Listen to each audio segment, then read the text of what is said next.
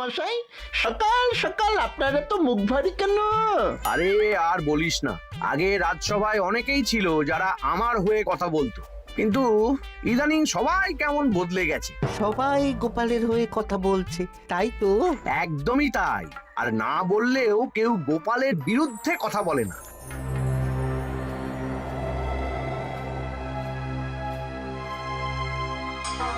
কি মন্ত্রী মশাই, আজকাল তো আমার কথা আর মনেই পড়ে না, ভুলে গেছেন নাকি?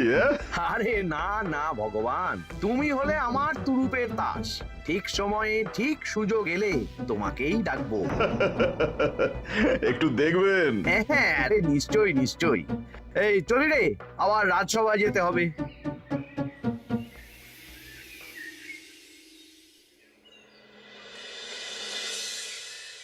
আচ্ছা, তোমরা বলো তো, আমাদের রাজ্যের সার্বিক উন্নতির জন্য সবার আগে কি দরকার? মহারাজ, আমি বলবো, বলো গোপাল। সততা আর শিক্ষা, এই দুটো জিনিস মানুষের মধ্যে থাকলে রাজ্যের উন্নতি কেউ আটকাতে পারবে না মহারাজ। একদম ঠিক বলেছ পণ্ডিত, তুমি তো শিক্ষার কাণ্ডারি। তুমি কি বলতে চাও এই ব্যাপারে? মানে কিভাবে শিক্ষার আরো উন্নতি করা যায়? মহারাজ, আমি তো মনে করি পুঁথিগত শিক্ষাই শুধু শিক্ষা নয়, মানুষের ভেতরে যে পূর্ণতা আছে সেটাকে ফুটিয়ে তোলার নামই হলো শিক্ষা। যেমন? কেউ যদি খেলতে ভালোবাসে সে খেলোয়াড় হবে, গান করতে ভালোবাসলে সে গায়ক বা গায়িকা হবে। আমি প্রত্যেকের মধ্যে লুকিয়ে থাকা এই বিশেষ বিষয়গুলিকে তুলে ধরার জন্য কিছু করতে চাই। তা এটা করার জন্য কি দরকার? প্রথমত অর্থের প্রয়োজন। আমাদের আরো অনেক টুল খুলতে হবে, সেখানে এক একটা জায়গায় এক এক রকমের শিক্ষা প্রদান করা হবে। এটা ভালো প্রস্তাব। আমাদের রাজ্যে গায়ক, নৃত্যশিল্পী, অঙ্কন শিল্পী, খেলোয়াড় সব তৈরি হবে। দেশ বিদেশে রাজ্যের নাম উজ্জ্বল হবে। মহারাজ, একদম এসব উল্টো পাল্টা খরচ করবেন না। কেন কেন? মহারাজ, রাজকোষে প্রথমত বেশি অর্থ নেই, যে কোনো সময় যুদ্ধ লাগতে পারে। তাই আমাদের উচিত প্রথমে এসব না করে কামান, গোলা বারুদ, ঢাল, তরোয়াল এসব কেনা। ঠিকই বলেছ। কদিন ধরেই শুনছিলাম সীমান্তবর্তী এলাকায় ইংরেজ সেনারা নাকি ঘুরঘুর করছিল। পণ্ডিত মশাই, আপনার এই সব পাণ্ডিত্য অন্য জায়গায় ফলাবেন কেমন? এসব করে লাভের লাভ কিচ্ছু নেই। কাউকে যদি ইংরেজরা গুলি করে, সে কি গান শোনাবে? হ্যাঁ, মন্ত্রীর কথায় যুক্তি আছে। মহারাজ, আপনি বরং পণ্ডিত মশাইকে কিছুদিনের জন্য ছুটি দিয়ে দিন। পণ্ডিত মশাইয়ের মাথার একটু বিশ্রাম দরকার। হ্যাঁ পণ্ডিত, তুমি বরং দিন 15 জন্য তীর্থে ঘুরে এসো। যথা আজ্ঞা মহারাজ।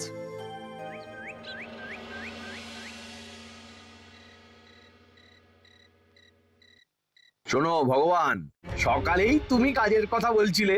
আমি এমন ছক কষেছি, কালকে থেকেই তোমার জন্য একটা ভালো বেতনের কাজ জোগাড় করে দেব। শুধু যা বেতন পাবে তার অর্ধেক আমাকে দিতে হবে, কেমন?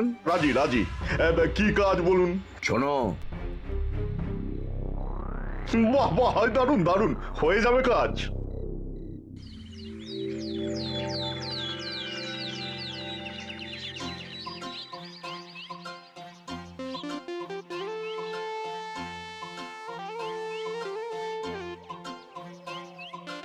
এই সকাল সকাল রাস্তায় ঘুরঘুর করছিস কেন? হ্যাঁ, পড়াশুনো কি শিখেই তুলে দিয়েছিস? পণ্ডিত মশাই তীর্থে গেছেন, এখন আমাদের ছুটি। দুপুর বেলা ভাত, রাতের বেলা রুটি।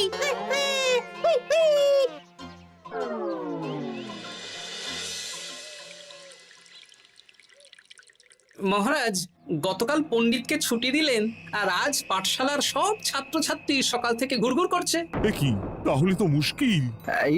মুশকিল আসান করার রাস্তা আমার কাছে আছে মহারাজ। আমার সন্ধানে এমন একজন পণ্ডিত আছেন যিনি বহু ভাষাবিদ, অনেক পাণ্ডিত্য, দেশ বিদেশে শিক্ষাদান করেছেন। কিন্তু তাকে আমরা পাবো কোথায়?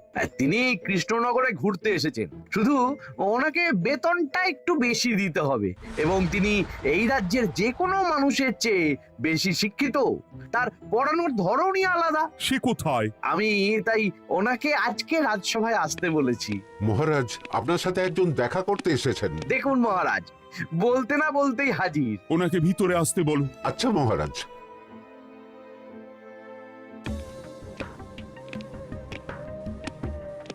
প্রণাম কৃষ্ণচন্দ্র, আমাকে আপনার মন্ত্রী ডেকেছেন, তাই এলাম। মন্ত্রীর সাথে কথা হয়েছে আমাদের রাজ্যের শিক্ষার উন্নতির ব্যাপারে। আমাদের মানে আপনি কি এই রাজ্যের? মানে এখন এই রাজ্যে আছি তো, তাই আমাদের রাজ্য বললাম। উনি সবাইকে আপন করে নেন। যাই হোক, তোমার শিক্ষার উন্নতির ব্যাপারে কি মতামত? মহারাজ, আমি এই রাজ্যের বিভিন্ন মোড়ের মাথায় টোল খুলতে চাই। তার জন্য অনেক অর্থের প্রয়োজন। তাতে কি উপকার হবে? ছাত্রদের জন্য তো নির্দিষ্ট পাঠশালা আছে। যখন শত্রুরা আক্রমণ করতে আসবে তখন তারা দেখবে রাস্তার মোড়ে মোড়ে টোল, মোড়ে মোড়ে টোল। তারা বুঝতে পারবে এখানে সবাই শিক্ষিত। আর শিক্ষিত লোককে ক্ষমতার অধীনে রাখা কঠিন, যুদ্ধে জিতলেও শাসন করা মুশকিল। কারণ অশিক্ষিতকে বোকা বানানো সহজ, কিন্তু শিক্ষিতকে বোকা বানানো কঠিন।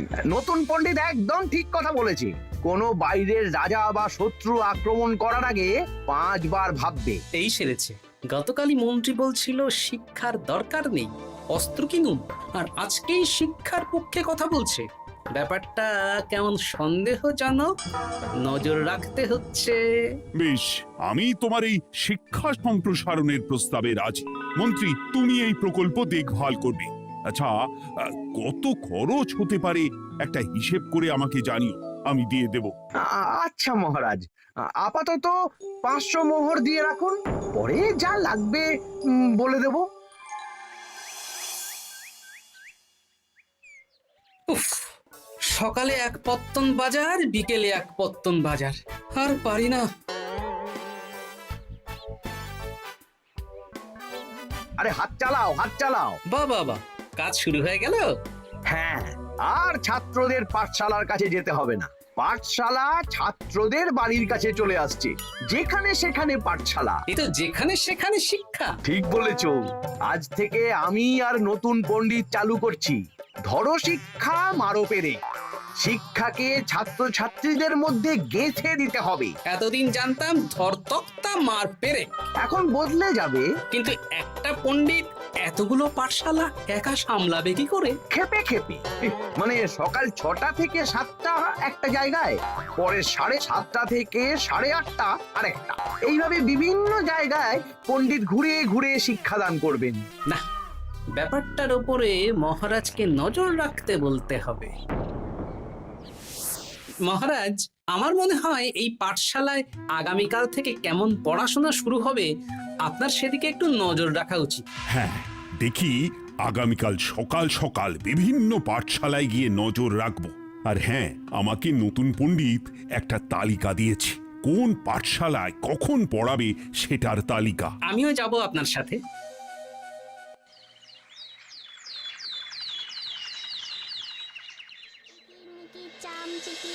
কাটা মজুমদার ধে এলো দামোদর, দামোদরের হাঁড়ি কুড়ি, দুয়ারে বসে চাল কুড়ি। দেখি কুটি, তোরা এই কিরমিকির খেলছিস? নতুন পণ্ডিত কোথায়? উনি তো এই মাত্র দক্ষিণের পাঠশালায় গেলেন। ন্যাপলা আর গুলটে আজ থেকে ওখানেই গেছে।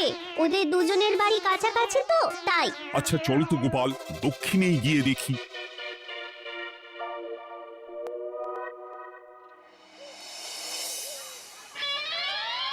দেখি এখানেও তো নতুন পণ্ডিত নেই।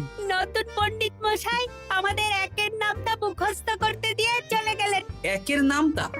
এসব কি হচ্ছে? শিক্ষার নামে অর্থের জলাঞ্জলি মহারাজ। না, আজই রাজসভায় এর বিচার হবে। মন্ত্রী, আমি যা দেখলাম তাতে শিক্ষা তো কদিন পরে লাটে উঠবে। আমার এক ভাগ্নি তো আজ পাঠশালায় গিয়ে লুকোচুরি খেলেছে। নামমাত্র পড়াশোনা আর বাকি সময় খেলা, এভাবেই বয়ে গেল বেলা।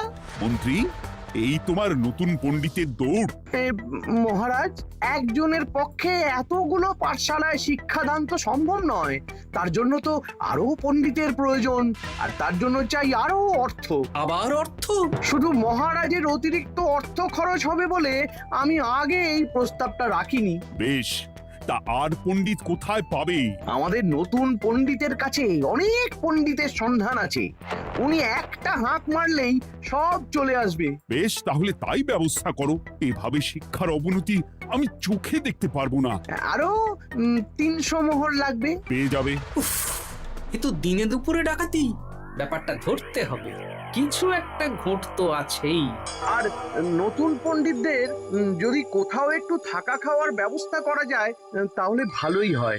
রাজবাড়ির অতিথিশালা তো আছেই, ওখানেই না হয় ব্যবস্থা করে দেব।